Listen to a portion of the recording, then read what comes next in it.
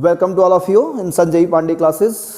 तो बच्चों आज थर्मोडायनेमिक्स का चैप्टर स्टार्ट हो रहा है फिजिक्स में, और ये चैप्टर नंबर 12 है एनसीईआरटी के हिसाब से, बुक के हिसाब से। चैप्टर नंबर 12 थर्मोडायनेमिक्स फिजिक्स की है। ये केमिस्ट्री और फिजिक्स दोनों में थर्मोडायनेमिक्स है। अभी आप पढ़ ही रहे होंगे केमिस्ट्री में, तो ठीक है। केमिस्ट्री का थर्मोडायनेमिक्स केमिस्ट्री तक रखिए और फिजिक्स का फिजिक्स तक, ठीक है ना। दोनों में कन्फ्यूज़न होता है, लेकिन आप लोग दोनों का अलग अलग सेपरेट यूज़ करिए। फिजिक्स का थर्मोडायनेमिक्स फिजिक्स के कॉन्सेप्ट से, केमिस्ट्री का थर्मोडायनेमिक्स केमिस्ट्री कॉन्सेप्ट चलिए। क्लियर? दोनों क्लियर रहे, कभी कन्फ्यूज़न होगा ही नहीं, ठीक है ना। तो my name is Shailendra Dwivedi, it is physics. तो आज हम स्टार्ट करने जा रहे हैं थर्मोडायनेमिक्स का लेक्चर नंबर 1, और इसमें कुछ बेसिक इंट्रोडक्शन के बारे में बात करेंगे, और इंट्रोडक्शन करते हुए धीरे धीरे आगे बढ़ेंगे, ठीक है ना। तो पहले हम इंट्रोडक्शन में जानेंगे कि थर्मोडायनेमिक्स का मतलब क्या होता है।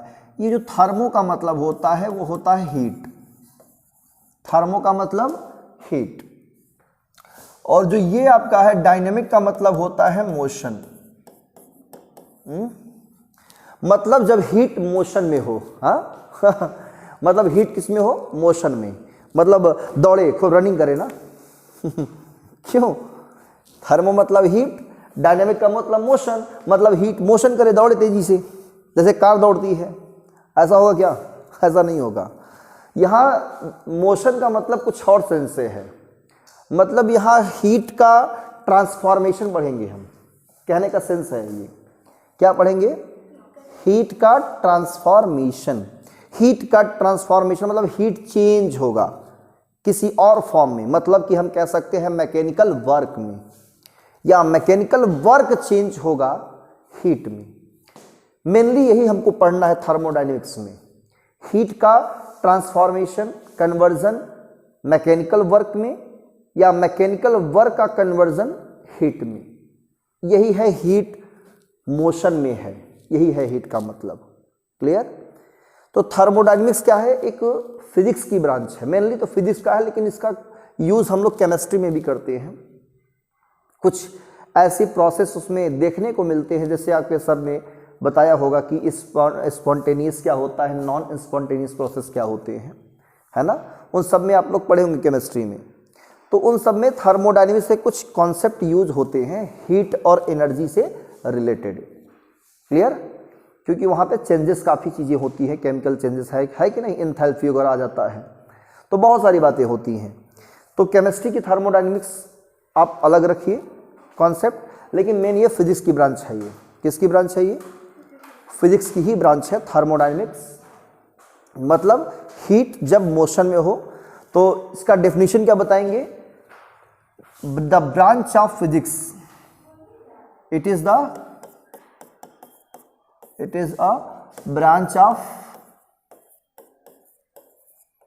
physics, या साइंस भी कह सकते हो, physics that deals with the study of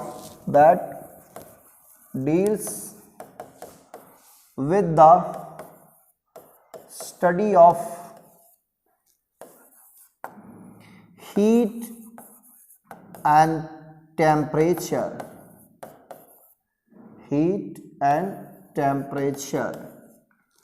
and their interconversion,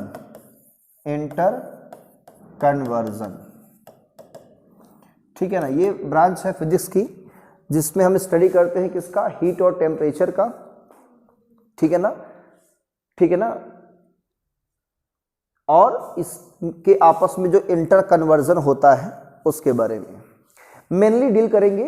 heat convert होता है, जो मेन डील करेंगे इसमें हम, मेन डील कह लीजिए, वह है हीट का वर्क में और वर्क का हीट में। मेन डील यही करना है बस पूरे फिजिक्स में, ठीक है। यही है थर्मोडायनेमिक्स। क्लियर?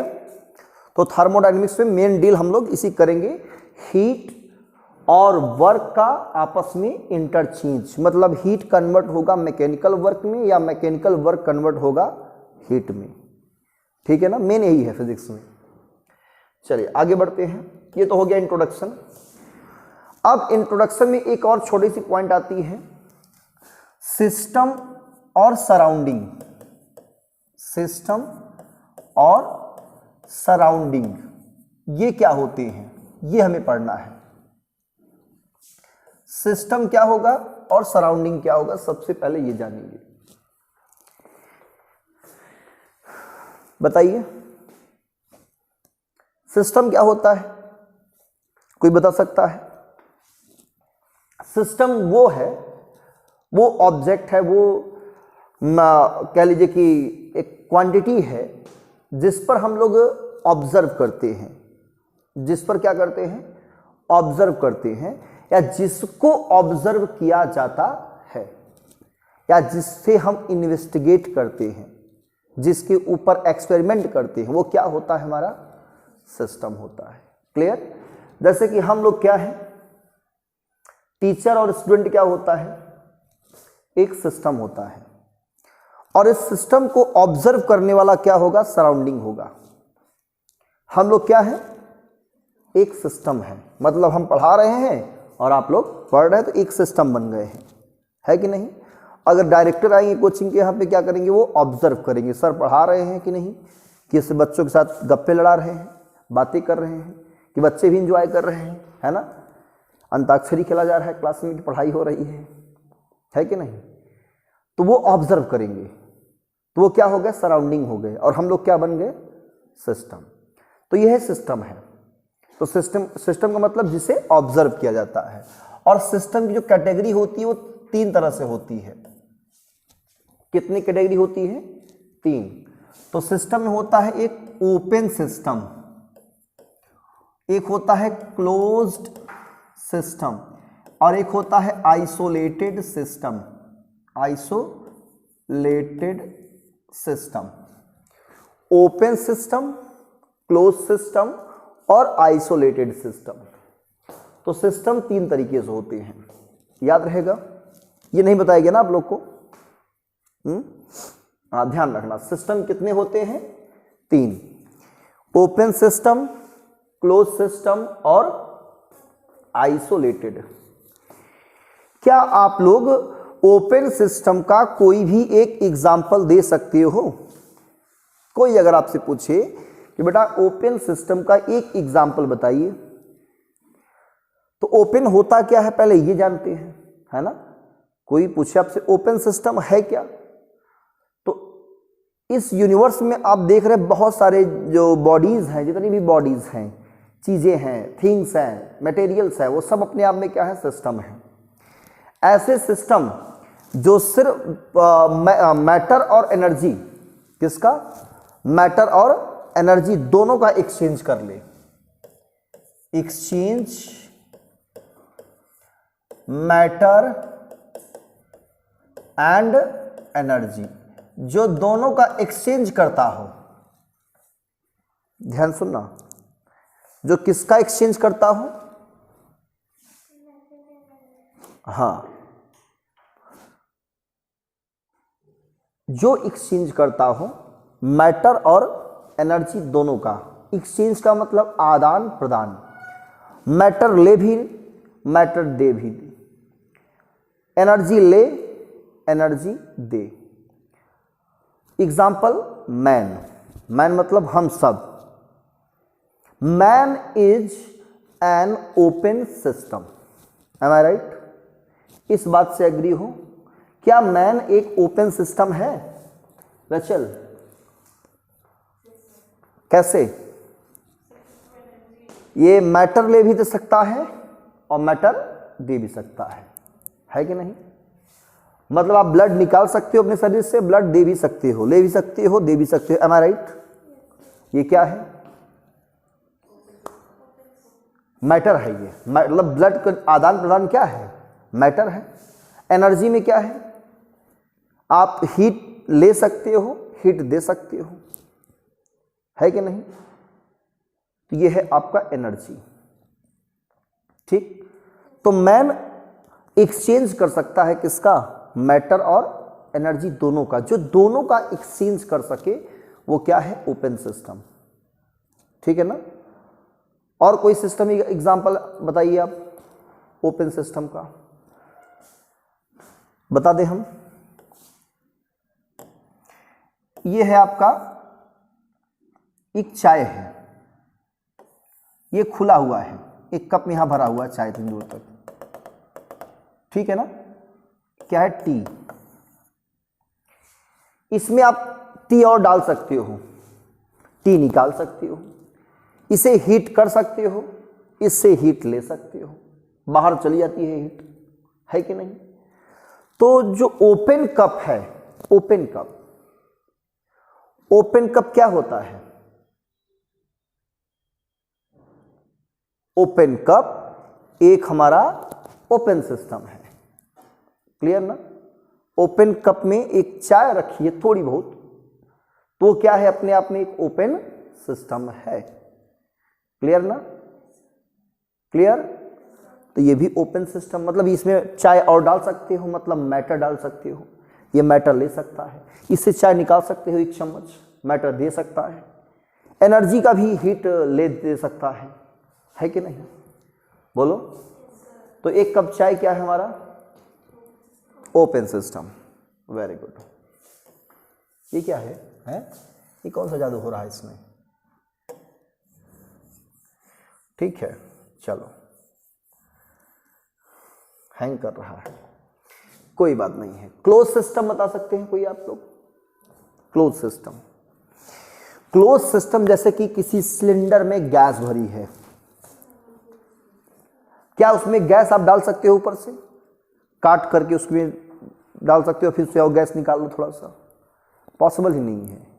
अब कहोगे मैं तो कंप्रेसर डाल के उसमें, है ना, वो अलग चीज हो गई। तो अगर किसी सिलेंडर में गैस भरी हुई है तो वो क्या है? एक क्लोज सिस्टम। वो सिर्फ और सिर्फ एनर्जी का एक्सचेंज कर सकता है, मतलब एनर्जी ले सकता है और एनर्जी, हाँ, तो जो ओनली एक्सचेंज एनर्जी, जो सिर्फ किसका एक्सचेंज करता हो? एनर्जी का एक्सचेंज करता हो, वो कैसा सिस्टम है? क्लोज सिस्टम, ठीक है ना भाई। अगर सिलेंडर को बाहर से हीट प्रोवाइड करो, एनर्जी जाएगा उसके पास, हीट जाएगा, एक समय ऐसा आएगा एनर्जी इतना ज्यादा ले लेगा, वो इतना ज्यादा लेगा वो फट जाएगा। कभी सिलेंडर को फटते हुए देखा है? अगर सिलेंडर को फटते हुए देखना चाहते हो तो उसके तली के नीचे थोड़ा सा हीट प्रोवाइड करते जाओ, थोड़ा थोड़ा करके, अपने आप फट जाएगा सिलेंडर, क्लियर। बल्कि रेगुलेटर ऑन करके उसमें माचिस लगा दोगे, उस पर गैस नहीं फटेगा सिलेंडर। रेगुलेटर ऑन कर दो और गैस निकल रहा है, उसके रेगुलेटर से पाइप भी निकाल रखा है, और माचिस लगा दो तो वहां पे वो जलता रहेगा। लेकिन ये काम वहां करना जहां पे ओपन फ्री स्पेस रहेगा, खुला, बंद कमरे में, पैक कमरे में मत करना काम, नहीं, क्योंकि वहां पे गैस फैल चुकी होती है तो पूरे रूम में आग लगेगी, सिलेंडर हीट होगा, सिलेंडर फट जाएगा। सिलेंडर फटता कैसे है? उसके अंदर की इंटरनल एनर्जी बढ़ जाती है, एनर्जी बहुत ज्यादा गेन कर लेता है, बाहर से हीट होते होते होते होते अंदर जब गैस की एनर्जी बढ़ जाती तो फट जाता है, ब्लास्ट कर जाता है। मतलब वहां पर यह समझ में आ रहा है कि एनर्जी ले रहा है वो लगातार, है कि नहीं? ऐसे फटता है। चलो ठीक है। आइसोलेटेड क्या होता है? आइसोलेटेड, आपने कोरोना टाइम में, कोविड टाइम में आइसोलेशन वार्ड सुना होगा, आइसोलेशन वार्ड में गए हुए हैं। आइसोलेशन का मतलब बिल्कुल तन्हाई में अकेला पड़ा बेचारा, कोई बातचीत करने वाला नहीं, दूर से ही लोग देख कर चले जा रहे हैं, है ना। यही होता था। अगर कोई रिलेटिव जाते भी थे देखने के लिए, कोई बहुत ही सीरियस अगर पेशेंट होता था कोविड के टाइम पे, वो आइसोलेशन वार्ड में जाते थे तो कोई उनसे मिलने नहीं जाता था, बिल्कुल अकेले तन्हाई में अपने से बातें करना, धीरे धीरे अकेले तन्हाई में ही वो एक्सपायर भी कर जाते थे, कि कोई हादस समा जाता था ना उनके अंदर। कोविड से कम मरते थे, बल्कि ये हादस सुनने से जो है ज़्यादा एक्सपायर करते थे। तो ये बहुत ही खतरनाक चीज़ होता है अकेलापन, जिसको बोलते हैं आइसोलेटेड। आइसोलेटेड का मतलब ना वो मैटर लेगा ना मैटर देगा, ना एनर्जी लेगा ना एनर्जी देगा, ना तो मैटर का एक्सचेंज करेगा ना तो बिल्कुल अकेला, किसी से कोई मतलब नहीं रखेगा। ऐसे सिस्टम क्या कहेंगे हम? Isolated system. एग्जाम्पल बताइए। No exchange of matter and energy. कोई एग्जाम्पल बताइए। वो आप लोग मिल्टन का बॉटल जानते हैं ना, चाय रख दीजिए गर्म चीजें तो काफी देर तक गर्म रहता है, 24 आवर्स तक। ऐसा आपने देखा है कि नहीं देखा है ना? तो उसे आप आइसोलेटेड कह सकती हो। क्यों मालूम है? उसमें ना एक्स्ट्रा हम डाल सकते हैं, पैक हो गया तो पैक हो गया, है कि नहीं? और ना उसके अंदर की हीट बाहर आ सकती है, ना बाहर से अंदर हीट जा सकती है कि नहीं? ना एनर्जी का एक्सचेंज हो रहा है ना मैटर का एक्सचेंज हो रहा है, तो क्या है वो? आइसोलेटेड। मतलब उसे आइसोलेट किया गया है, वो था नहीं, है ना? तो ऐसा भी सिस्टम हमारा क्या होता है? Isolated system. तो ओपन सिस्टम क्या होता है? जो मैटर और एनर्जी दोनों का एक्सचेंज करे, जो सिर्फ एनर्जी का एक्सचेंज करे, क्लोज सिस्टम। और जो ना तो मैटर का एक्सचेंज करे ना एनर्जी का, वो आइसोलेटेड। क्लियर है? अब बात करते हैं सराउंडिंग। एवरीथिंग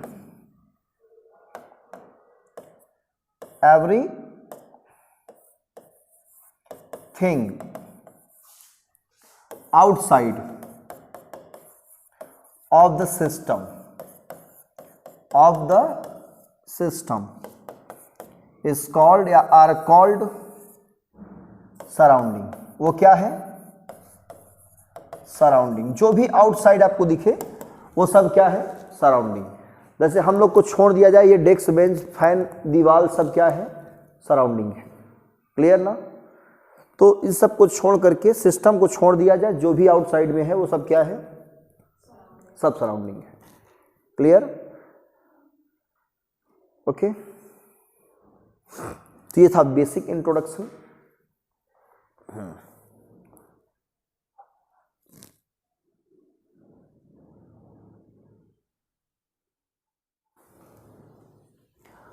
अब हेडिंग रहेगा थर्मोडायनेमिक सिस्टम क्या होता है।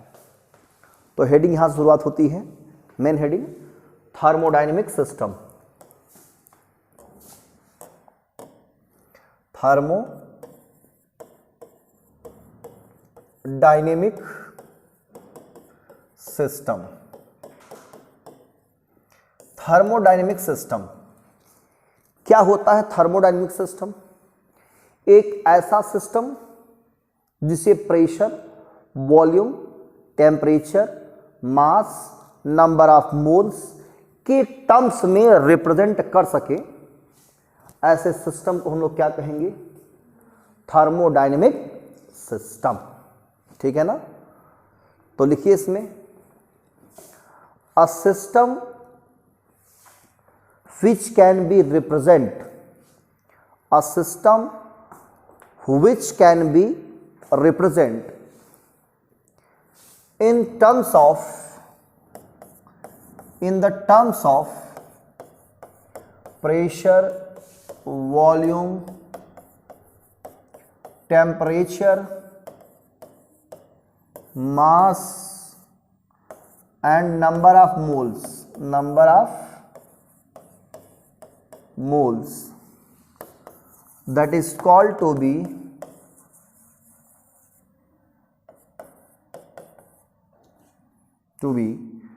Thermodynamic system. उसे हम लोग क्या कहते हैं?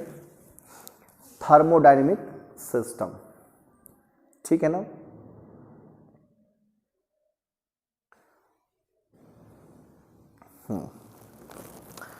तो ये हो गई थर्मोडायनेमिक सिस्टम के बारे में। कोई पूछे एग्जाम्पल बताइए। तो किसी का सिलेंडर में गैस भरी हुई है,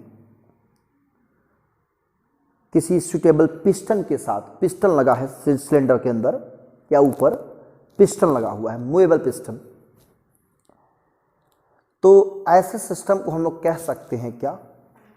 थर्मोडायनेमिक सिस्टम। तो एग्जांपल लिख लेंगे, a gas filled in a cylinder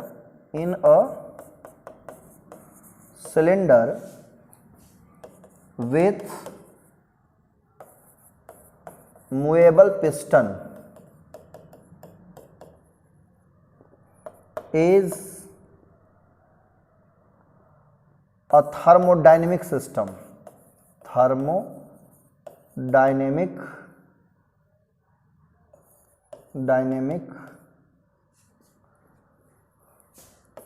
system.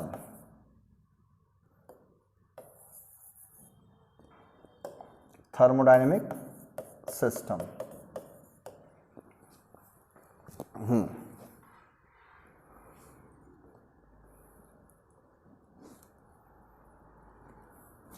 Clear?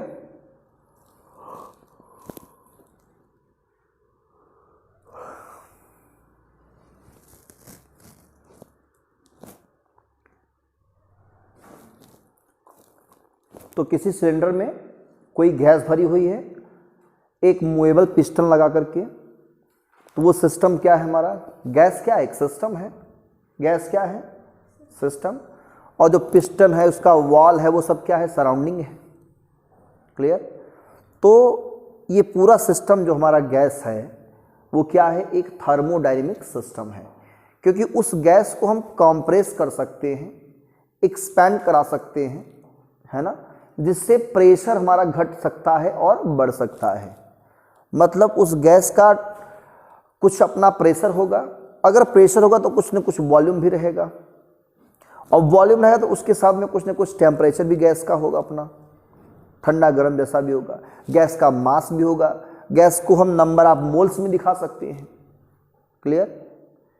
तो ऐसा सिस्टम क्या होगा? हमारा थर्मोडायनेमिक सिस्टम। तो इस चैप्टर में हम जो बात करेंगे थर्मोडायनेमिक सिस्टम, तो बेसिकली बात करेंगे हम गैस की ही। किसकी बात करेंगे? गैस की।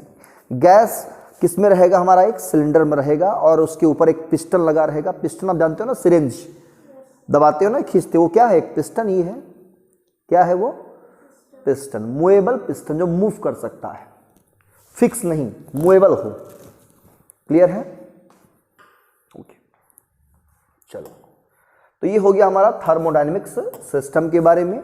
कोई पूछे थर्मोडायनेमिक वेरिएबल्स क्या होते हैं, तो पैराग्राफ चेंज करके लिखिए, thermodynamic variables are PVTMN।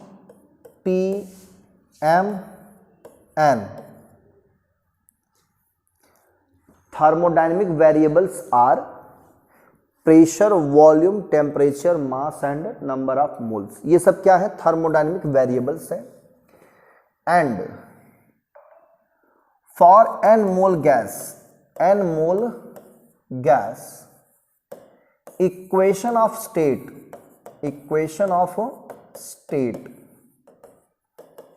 is given by PV equal to nRT। अगर n मोल गैस की अगर बात करें इक्वेशन की, क्या बनेगा? PV equal to nRT। ठीक है, PV इक्वल टू nRT।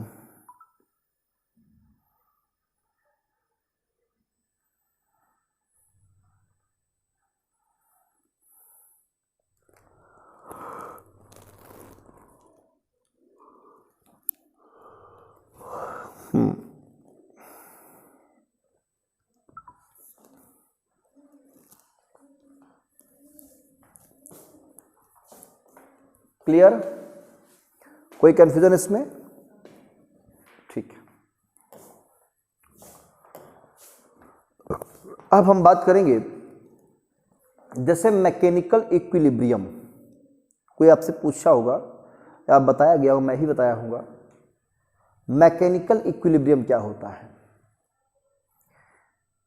कोई भी सिस्टम, मतलब कि जैसे कि कोई कार है, कोई बॉडी है, वो मैकेनिकल इक्विलिब्रियम में कब होगी? तो आप जानते होंगे कि जब उस पर नेट फोर्स जीरो हो। क्या हो? नेट फोर्स 0 हो, नेट टॉर्क 0 हो, तो किस में रहेगा? वो मैकेनिकल इक्विलिब्रियम होता है। क्या होता है वो? Mechanical equilibrium. कोई आपसे पूछे थर्मोडायनेमिक इक्विलिब्रियम कब होगा?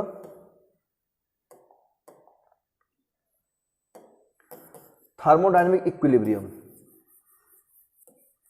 अगर कोई आपसे पूछे थर्मोडायनेमिक इक्विलिब्रियम कब होगा? जब प्रेशर, वॉल्यूम और टेम्परेचर ये तीनों टाइम के साथ चेंज ना हो। किसके साथ चेंज ना हो? तो ऐसे कंडीशन को हम लोग कहते हैं थर्मोडायनेमिक इक्विलिब्रियम, है ना। तो हेडिंग डाल दो thermodynamic equilibrium. Thermodynamic equilibrium, thermodynamic equilibrium heading, thermodynamic equilibrium. क्या होता है थर्मोडायनेमिक इक्विलिब्रियम? लिखिए, when pressure, volume and temperature does not change,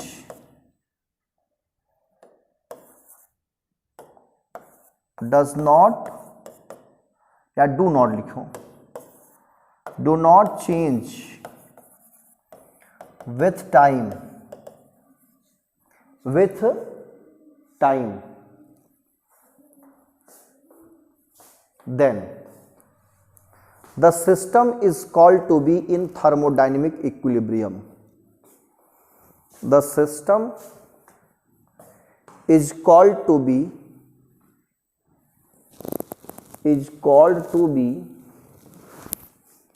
in thermodynamic equilibrium. ठीक है ना। उसे हम लोग क्या कहते हैं? थर्मोडायनेमिक इक्विलिब्रियम कहते हैं। ठीक है ना। मतलब कोई से गैस भरी है सिलेंडर में और टाइम बीता जा रहा है, बीता जा रहा है, बीता जा रहा है, बीता जा रहा है, बीता जा रहा है, 2 साल 3 साल बीत गया, ऐसा नहीं है। मतलब कि कुछ टाइम 2 महीने 3 महीने 4 महीने तक प्रेशर वही है ना, वॉल्यूम भी वही है और टेम्परेचर भी वही है, तो आप कहोगे this is in thermodynamic equilibrium. Clear. तो ये है, ये कहां देखने को मिलेगा? जहां पे हमारा थर्मोडायनेमिक सिस्टम होगा। थर्मोडायनेमिक सिस्टम का मतलब कोई गैस किसी सिलेंडर में भरी हुई है। क्लियर। कोई गैस किसी सिलेंडर में भरी हुई है तो उसका प्रेशर, वॉल्यूम, टेम्परेचर तीनों टाइम के साथ चेंज नहीं हो रहा है, जो भी है वही है। तो आप क्या कहोगे? क्या है ये? थर्मोडायनेमिक इक्विलिब्रियम है। बोलो क्लियर। तो थर्मोडायनेमिक इक्विलिब्रियम को लेकर कोई कंफ्यूजन? नो। अब इतनी बातें पढ़ने के बाद, सीखने के बाद एक सबसे इंपॉर्टेंट, वेरी इंपॉर्टेंट टॉपिक आता है थर्मल इक्विलिब्रियम। क्लियर। बच्चे थर्मल इक्विलिब्रियम को लेकर बहुत ही कंफ्यूज रहते हैं, बहुत ज्यादा कंफ्यूज रहते हैं, है ना। तो हेडिंग डाल दो thermal equilibrium, thermal equilibrium.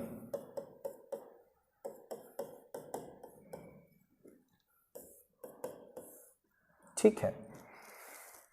Thermal equilibrium का मतलब ये होता है बच्चों, थर्मल का मतलब टेम्परेचर, इक्विलिब्रियम मतलब इक्वल हो। तो जब 2 या 2 से ज्यादा सिस्टम का टेम्परेचर सेम हो। मान लो एक सिस्टम हमारे पास क्या है, हमने रखा ये, एक सिस्टम ये है, एक सिस्टम ये है। ठीक है। इसका टेम्परेचर हमने मान लिया TA और इसका टेम्परेचर TB, और ये दोनों आपस में क्या है? इक्वल है। दोनों का टेम्परेचर क्या है? इक्वल है। तो आप कहोगे they are in thermal equilibrium. बस ये सीधा सीधा सेंस यही है थर्मल इक्विलिब्रियम का, और कुछ भी नहीं। दोनों का टेम्परेचर सेम होना चाहिए। कुछ सेम हो या ना हो, कुछ सेम हो या ना हो, टेम्परेचर सेम होना चाहिए। क्लियर? तो वो क्या होगा? Thermal equilibrium. तो इसका डेफिनेशन क्या लिखेंगे? When two or more than system, when two or more than system have same temperature, have same temperature, then they are called in thermal equilibrium, they are called in thermal equilibrium। ये diagram बना लीजिए। they are called in thermal equilibrium। ठीक है? Clear बच्चों? कोई confusion इसमें? ये diagram थोड़ा सा बना करके TA बराबर TB लिख देंगे।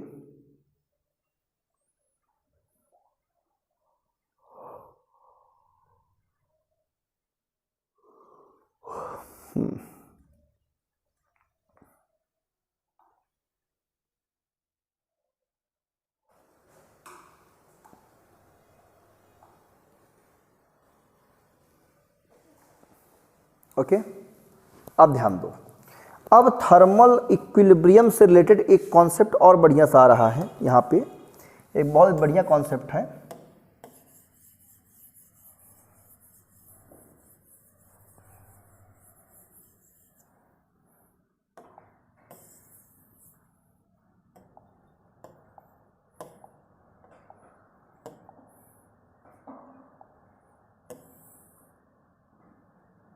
ठीक है?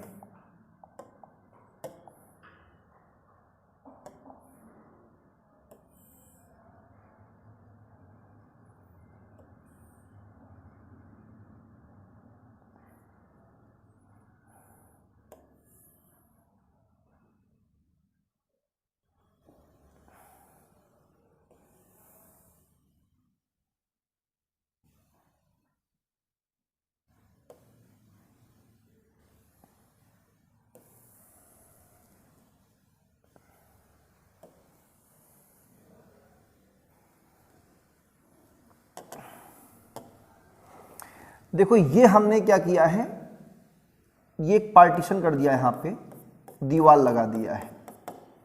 इसमें कोई सिस्टम है, गैस A है और ये गैस B है। इसका प्रेशर है PA,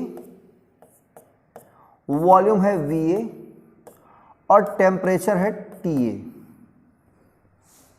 ठीक है ना?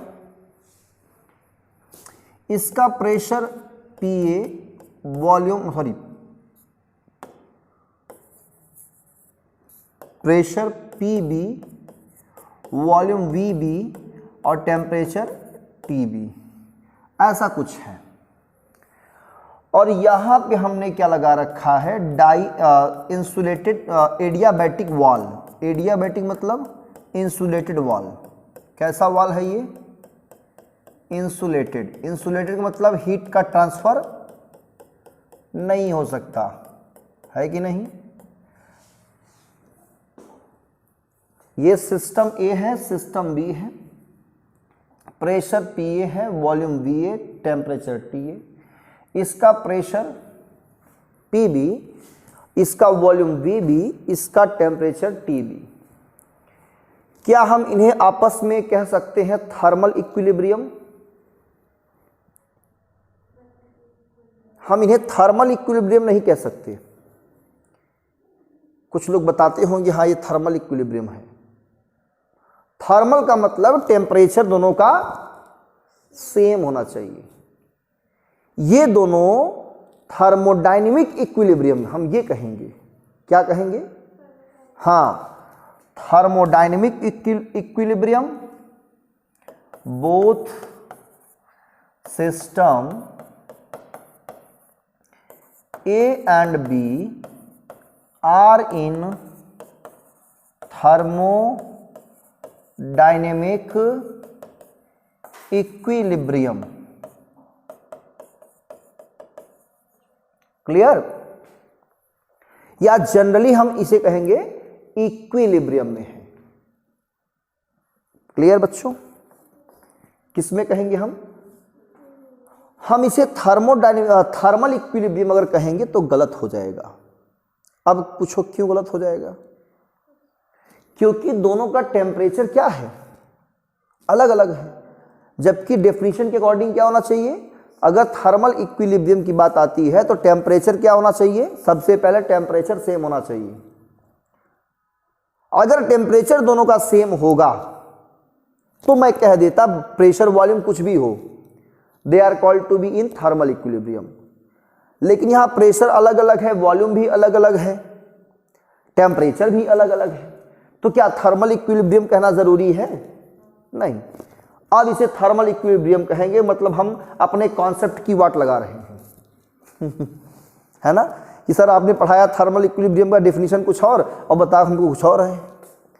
कुछ लोग बुक में लिखा है, साइड बुकों में, कि ये सिस्टम ऐसा दिया हुआ है और उसमें लिखा है, सिर्फ लिखा है इक्विलिब्रियम वर्ड लिखा है। क्या लिखा है? इक्विलिब्रियम वर्ड लिखा हुआ है। तो उस इक्विलिब्रियम वर्ड को देख करके समझ क्या रहे मालूम है? थर्मल इक्विलिब्रियम समझ रहे हैं। मैक्सिमम यूट्यूब चैनल्स पे हमने देखा है, ऑब्जर्व किया है, यही चीज बताया जा रहा है। यूट्यूब पर कुछ ऐसे हैं, अब हम नाम नहीं मालूम, हमने देखा है कई टीचर्स को पढ़ाते हुए कि उन्होंने थर्मल इक्विलिब्रियम अगर हेडिंग ये मेंशन किया गया है और सिर्फ इक्विलिब्रियम वर्ड अगर मेंशन है तो उससे वो सेंस क्या निकाल रखे हैं, थर्मल इक्विलिब्रियम। बट एक्चुअल ऐसा नहीं है, वो थर्मोडायनेमिक इक्विलिब्रियम दिया हुआ है। अब इसके हेल्प से थर्मल इक्विलिब्रियम को हम ऑब्जर्व कर सकते हैं, इसके हेल्प से, क्योंकि ये हमारा वॉल कैसा है, एडियाबैटिक वॉल है। कैसा वॉल है बच्चों? ये जो हमारा वॉल है वो वॉल लगाया, सेपरेट किया गया है इससे। भाई दो सिस्टम इनको अलग अलग किए हैं इस वॉल से। ये वॉल कैसा है? एडियाबैटिक वॉल है, एडियाबैटिक वॉल। एडियाबैटिक का मतलब ये होता है इंसुलेटिंग वॉल। इंसुलेटिंग मतलब इससे हीट का ट्रांसफर नहीं हो सकता। अगर इसका टेम्परेचर मान लो ज्यादा है, इसका कम है, तो टेम्परेचर का हीट का ट्रांसफर होना चाहिए ना, बोलो, हीट का ट्रांसफर हायर से लोअर होना चाहिए। लेकिन इंसुलेटिंग वॉल आ जाने से हीट का ट्रांसफर नहीं हो सकता। तो ये इंडिविजुअली अकेले अकेले थर्मोडायनेमिक इक्विलिब्रियम में है और साथ में आपस में भी इक्विलिब्रियम में है। क्लियर? इक्विलिब्रियम कह लीजिए या थर्मोडायनेमिक इक्विलिब्रियम कहिए, दोनों का मतलब एक ही है। ठीक? ये थर्मल इक्विलिब्रियम हम कब कहेंगे? जब मैं इस वॉल को, ध्यान दो धीरे से, अगर मैं इस वॉल को खिसका करके यहां हम डायथर्मिक वॉल लगा दें। क्या लगा दें? डायथर्मिक वॉल का मतलब कंडक्टिंग वॉल, और इसका मतलब होता है इंसुलेटिंग वॉल। क्लियर? अगर मैं इसको ये फिगर नंबर बना लिया आपने। अब मैं इसी को फिगर को मॉडिफाई कर रहा हूं। ठीक है?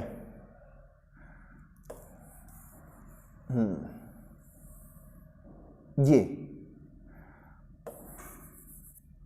अब प्रेशर भी चेंज होगा, हो सकता है वॉल्यूम भी थोड़ा बहुत चेंज हो, थोड़ा बहुत हो सकता है, या ना भी चेंज हो।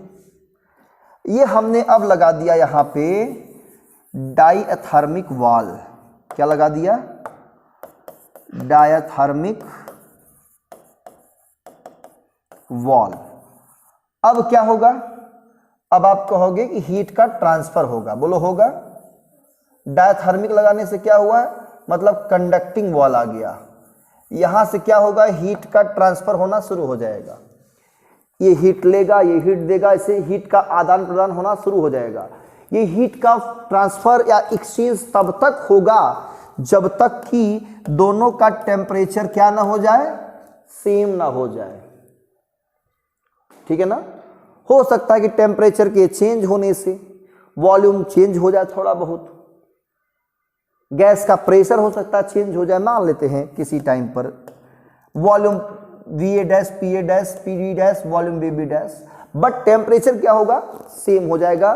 तो हम कह सकते हैं both system A and B are in thermal equilibrium. अब क्या कहेंगे इसे, थर्मल इक्विलिब्रियम। क्लियर है ना। अब इसका मतलब क्या है, ये किसमें है, टेम्परेचर दोनों क्या हो गया, अब थर्मल इक्विलिब्रियम। अभी तक क्या था, थर्मल इक्विलिब्रियम नहीं था, अभी जनरली इक्विलिब्रियम था, अब आ गए दोनों थर्मल इक्विलिब्रियम में। और साथ में थर्मोडायनेमिक इक्विलिब्रियम भी है, ऐसा नहीं कि थर्मोडायनेमिक इक्विलिब्रियम गायब हो गया। क्लियर। थर्मोडायनेमिक इक्विलिब्रियम मतलब इक्विलिब्रियम लगा हुआ है साथ में, लेकिन इस कंडीशन में हम कहेंगे both are in also thermal equilibrium. ये आल्सो किसमें है, थर्मल इक्विलिब्रियम में भी है साथ ही साथ। क्लियर। तो थर्मल इक्विलिब्रियम का सेंस यही होता है, टेम्परेचर शुड बी सेम, बस दैट्स इट। ठीक है, याद रहेगा। तो ये सेकंड फिगर आप बना सकते हो। और ये साइड में एडियाबैटिक वॉल्स हैं, इसका मतलब कि बाहर से भी हीट नहीं आ सकती, सिर्फ इनके बीच एक्सचेंज हो रहा है, बाहर से हीट नहीं आ सकती। हमने सिर्फ इसको क्या किया है, डायथर्मिक वॉल कर दिया है। इसके पहले यहाँ वाला जो वॉल था वो एडियाबैटिक वॉल था। और एडियाबैटिक का मतलब इंसुलेटिंग वॉल, इंसुलेटिंग मतलब जो नॉन कंडक्टिंग मटेरियल हो। क्लियर। जैसे कि वुड लगा दो, लकड़ी लगा दो, प्लास्टिक लगा दो, लाइक दिस, है कि नहीं। तो ये है आपका थर्मल इक्विलिब्रियम के बारे में। ठीक रहेगा, समझ में आ गया। अब यही सब कॉन्सेप्ट को देखते हुए थर्मोडायनेमिक्स के कुछ लॉ बनाए गए। क्या बनाए गए, लॉज। तो हेडिंग रहेगा लॉज ऑफ थर्मोडायनेमिक्स। इरेज कर दें इसे, लॉज ऑफ थर्मोडायनेमिक, थर्मोडायनेमिक या डायनेमिक्स, लॉज ऑफ थर्मोडायनेमिक्स।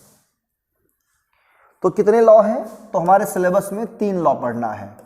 पहला है zeroth law of thermodynamic,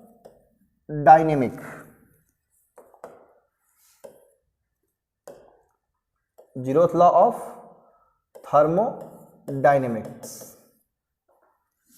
second है क्या, first law of thermodynamics. Third number है सेकेंड लॉ ऑफ थर्मोडायनेमिक्स। हमारा जो सिलेबस खत्म होगा इसी पर खत्म होगा। ये मतलब टॉपिक जो है, चैप्टर हमारा जो थर्मोडायनेमिक्स हमने स्टार्ट किया है वो यहां से शुरू होता है अब, और यहां से शुरू होगा, यहां पे जाकर खत्म होगा। और यहां से यहां तक के बीच में बहुत सारे कॉन्सेप्ट का सामना करना पड़ेगा आपको, इनके बीच में बहुत लड़ाई लड़नी पड़ेगी। मतलब आपको सेकेंड लॉ तक पहुंचने के लिए जीरोथ लॉ से स्टार्ट करना होगा, और स्टार्ट करने के बाद बहुत सारे कॉन्सेप्ट का सामना करते हुए, लड़ाई लड़ते हुए, सीखते हुए, पटकते हुए, है ना, दिमाग खर्च करते हुए, डेरिवेशन करते हुए, तब आप कहाँ पहुँचोगे, सेकेंड लॉ पे कहाँ पहुँचोगे। हाँ, और साथ ही साथ इसमें हम गैस की स्पेसिफिक हीट भी सीखेंगे भी। लो अब बताओ कि पीछा नहीं छोड़ा स्पेसिफिक हीट, तभी पढ़ के आए हैं पिछले चैप्टर में, स्पेसिफिक हीट, लैटेंट हीट सब पढ़ाए हैं ना, वीडियो आप लोग देखे होंगे, है ना। तो स्पेसिफिक हीट यहां भी पढ़ना है अलग से, और साथ में इसमें एक फार्मूला भी आएगा, मेयर्स फार्मूला। सब सेकेंड लॉ और जीरोथ लॉ के बीच में ही होगा सारा खेल। पूरी जो फिजिक्स की थर्मोडायनेमिक्स है इन्हीं तीनों लॉ के बीच में है। थर्मोडायनेमिक्स इन्हीं तीनों के लॉ के बीच फंसी हुई है। क्लियर। तो शुरुआत करेंगे हम कहां से, पहले से, फिर बीच में जो आएंगे उनसे युद्ध करना पड़ेगा, फिर पहुंचेंगे लास्ट में, और यहां जब ये पढ़ लेंगे ये चैप्टर खत्म हो जाएगा। चलिए, तो फर्स्ट हेडिंग रहेगा जीरोथ लॉ। नंबर मत डालिए, सिर्फ डालिए ऐसे simply zeroth law of thermodynamic.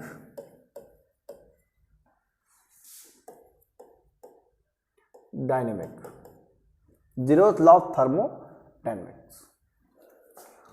चलिए, जीरोथ लॉ क्या कहता है? ये बहुत ही सिंपल लॉ है, छोटा सा लॉ है। ये लॉ बनाया कैसे गया? अभी तक जितना आपने इंट्रोडक्शन पढ़ा, थर्मल इक्विलिब्रियम है ना, सिस्टम, सराउंडिंग, दुनिया भर की बातें, उन सब से एक निचोड़ निकाला गया थर्मल इक्विलिब्रियम से। किससे? हाँ, थर्मल इक्विलिब्रियम से। जैसे कि मान लेते हैं ये हमारा एक सिस्टम है, ठीक है, क्या है ये? सिस्टम है।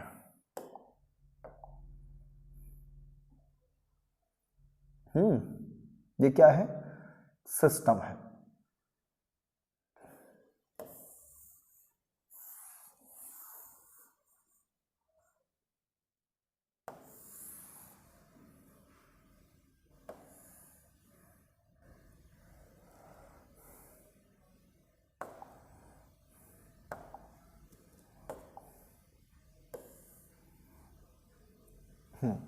कितने सिस्टम हैं यहाँ पे? 3 सिस्टम, ए बी सी, ठीक है। ए और बी को सेपरेट किया गया है एक एडियाबैटिक वॉल से। किससे? हाँ, और इस पूरे सिस्टम को भी एडियाबैटिक वॉल से मान लो सेपरेट कर दिया गया है ऐसे।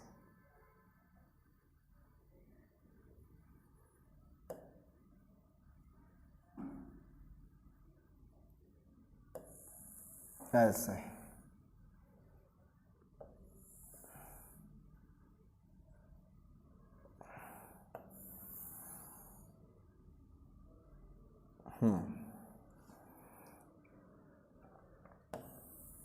इसे भी आइसोलेट किया गया है ऐसे कुछ।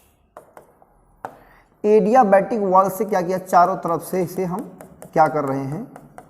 आइसोलेट कर रहे हैं। आइसोलेट का मतलब बाहर से हीट अंदर नहीं आ सकती और अंदर की हीट बाहर नहीं जा सकती है, कि नहीं बच्चों? ये भी आइसोलेट किया गया है, ठीक है। अगर आपसे कोई कहे ए का टेम्परेचर, मैंने कहा मान लो TA है, इसका TB और इसका TC, मैं कहूं आपसे कि ए का टेम्परेचर C के बराबर है अपने आप में, बी का C के बराबर है, मतलब A C के साथ थर्मल इक्विलिब्रियम में है। बोलो, B C के साथ थर्मल इक्विलिब्रियम में है, तो क्या A और B आपस में अलग अलग थर्मल इक्विलिब्रियम में होंगे या नहीं? नहीं समझे आप लोग? मैंने कहा A C के साथ थर्मल इक्विलिब्रियम में, B C के साथ थर्मल इक्विलिब्रियम में हैं, ऐसा है। तो क्या A और B आपस में थर्मल इक्विलिब्रियम में होंगे या नहीं? सिंपल सा बात है भाई, इसका टेम्परेचर इसके बराबर, इसका टेम्परेचर इसके बराबर, तो इनका आपस में तो बराबर होगा ही होगा। यही है जीरोथ लॉ। खत्म कहानी। क्लियर? डायग्राम बन गया? तो इसका स्टेटमेंट मैं लिख दे रहा हूं यहां पे, if system A and B are in thermal equilibrium with another system C, another system C, then both system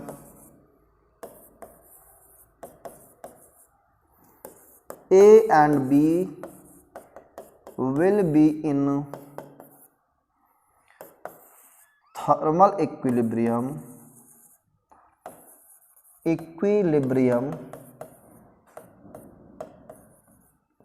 separately. ठीक है, if system A and B are in thermal equilibrium with the third system C, then both system A and B separately will be in thermal equilibrium. Clear?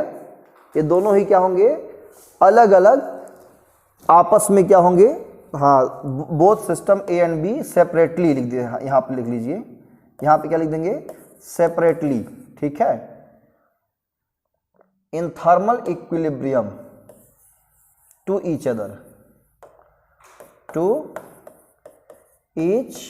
Other, clear? यही है हमारा zeroth law of thermodynamics. ये क्या है आपका, zeroth law of thermodynamics. बोलो समझ में आया? यही है जीरोथ लॉ, ठीक है, जीरोथ लॉ। चलिए, जीरोथ लॉ समझ में आ गया कि ये एक थर्मल इक्विलिब्रियम का ही एक कॉन्सेप्ट है कि नहीं? तो एक लॉ तो आपने सीख लिया। अब जो फर्स्ट लॉ है उसे सीखने के लिए, समझने के लिए आपको 3 चीजें पढ़ना पड़ेगा। कितनी चीजें?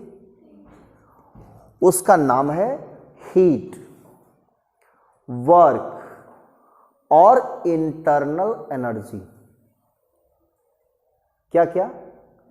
हीट, वर्क मतलब वही मैकेनिकल वर्क, और internal energy of the system. कौन सा सिस्टम? थर्मोडायनेमिक सिस्टम, मतलब किसी गैस के बारे में बात कही जा रही है। क्लियर? तो हेडिंग रहेगा आपका हीट कॉमा वर्क, इसका heading heat comma work, heat comma work and internal energy, heat, work and internal energy of a thermodynamic system, thermodynamic system, ठीक है, heat, work and internal energy of a thermodynamic system. ये आपकी heading बन रही है, main heading, और ये अपने आप में सबसे बड़ी हेडिंग है ना? सबसे बड़ी हेडिंग है। अगर ये चीज सीख लेंगे तो आपकी केमिस्ट्री की थर्मोडायनेमिक्स भी क्लियर हो जाएगी, ठीक है ना? हाँ, क्योंकि आपने शुरुआत में ही पढ़ा है कि थर्मोडायनेमिक्स का मतलब क्या होता है, हीट का ट्रांसफॉर्मेशन अनदर फॉर्म में, मतलब किसमें, मैकेनिकल वर्क में, या मैकेनिकल वर्क का ट्रांसफॉर्मेशन किसमें, हीट में। इसी को हम लोग कहते हैं हीट मोशन में है, मतलब थर्मोडायनेमिक्स का स्टडी कर रहे हैं। बोलो क्लियर है ना? तो अब हम लोग यही सीखेंगे हीट, वर्क। पहले हम सबसे पहले हाँ सीखेंगे हीट क्या है, वर्क क्या है, ये बाद में आएगा, ठीक है ना?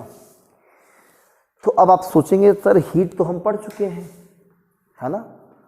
आप लोग तो यही सोचोगे, अभी लिखना कुछ नहीं, ठीक है? अभी कोई कुछ लिखेगा नहीं, पहले समझो ध्यान से। अगर मैं आपसे कहूं कि हीट क्या है, तो आप लोग क्या आंसर देंगे? What is heat? क्या आंसर दोगे? Heat is a form of energy, है ना? गलत डिफिनेशन है। आप लोग कहेंगे heat is a form of energy, लेकिन थर्मोडायनेमिक में जब आप पढ़ेंगे तो यही डिफिनेशन गलत हो जाती है। अब सोचोगे कि sir heat is a form of energy, आपने ही तो पढ़ाया है पिछले चैप्टर में, है ना, और आप ही कह रहे हैं गलत है। गलत नहीं है, मतलब गलत हम वो नहीं कि मतलब बिल्कुल गलत है, कहने का जो सेंस है, रिप्रेजेंट करने का तरीका वो बदल जाता है, इस वजह से गलत हो जाता है डेफिनेशन। अगर हम दूसरे पॉइंट ऑफ व्यू से देखें तो heat is a form of energy, ये गलत है वर्ड जो सेंस बोल रहे हैं। ये एनर्जी का फॉर्म नहीं है, बल्कि है क्या, एनर्जी ट्रांसफर करने का। ध्यान सुनना फिर से, क्या ट्रांसफर करने का, एनर्जी ट्रांसफर करने का एक मेथड है, एक वे है, एक प्रोसेस है, एक मोड है, तरीका है। क्या ट्रांसफर करने का, एनर्जी। इस होल यूनिवर्स में एनर्जी के डिफरेंट फॉर्म्स हैं। आप कहोगे लाइट एनर्जी, साउंड एनर्जी, ये एनर्जी, वो एनर्जी, दुनिया भर की एनर्जी, हीट एनर्जी। तो हीट एक प्रोसेस है एक्चुअल में। हम लोग कहते जरूर है heat is a form of energy, but it is not true. ये हम अपनी अंडरस्टैंडिंग के लिए समझते हैं, क्योंकि इस यूनिवर्स में एनर्जी एक ही है और वो कंजर्व है, कांस्टेंट है। दुनिया में दो चीज हैं, एक मैटर और एक एनर्जी, तीसरी चीज कोई है ही नहीं। कोई बता दे, जो चीज दिखाई पड़ती है सब के सब मैटर है, जो दिखाई नहीं पड़ती वो क्या है, एनर्जी है। दुनिया में दो चीज, एक चीज जो चीज दिखाई देती है वो मैटर, जो दिखाई नहीं देती वो क्या है, एनर्जी है। Matter plus energy equal to universe.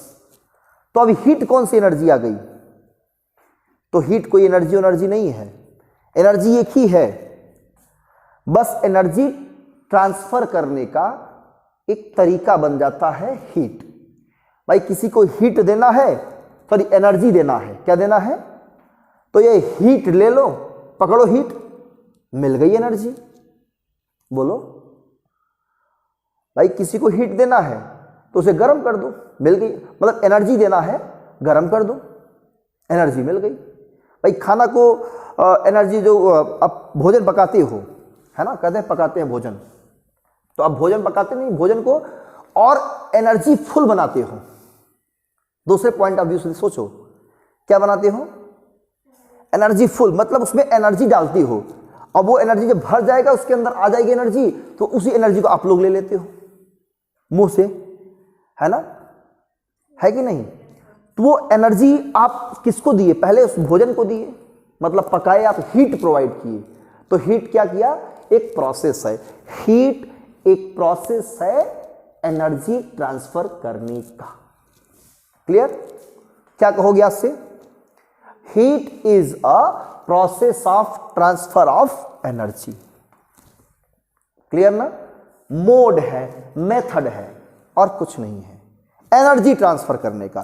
किसी को एनर्जी देना है, एक थप्पड़ लगा दो एनर्जी मिल जाएगा अपने आप, है ना, कि मैंने एनर्जी ट्रांसफर किया है, सच में एनर्जी ट्रांसफर किया है। जब आप उसको एक थप्पड़ लगाओगे उसके अंदर एनर्जी ढेर सारी है, वो फिर मारेगा एक घंटा लगा के, भाई उसका एनर्जी आ गई ना।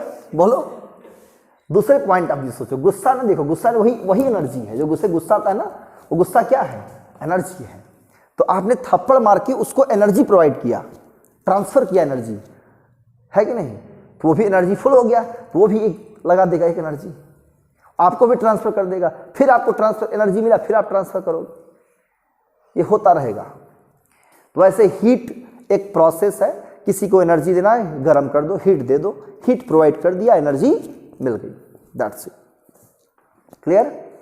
बात करते हैं वर्क का।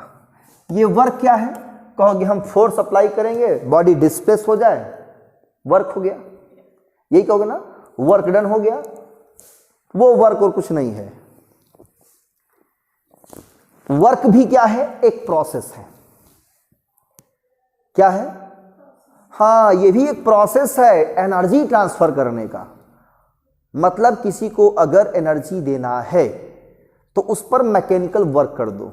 कौन सा वर्क कर दो, हाँ, मैकेनिकल का मतलब वही फोर्स अप्लाई करके मोशन मिला दो। तो कोई बॉडी अगर मोशन में आ गई तो कौन सी एनर्जी आ गई, काइनेटिक एनर्जी। बोलो आई कि नहीं आई। तो आप ये एनर्जी आई कैसे, आपने वर्क किया तभी आई ना एनर्जी, मतलब आपने एनर्जी ट्रांसफर किया उसको। बोलो, आपने क्या किया?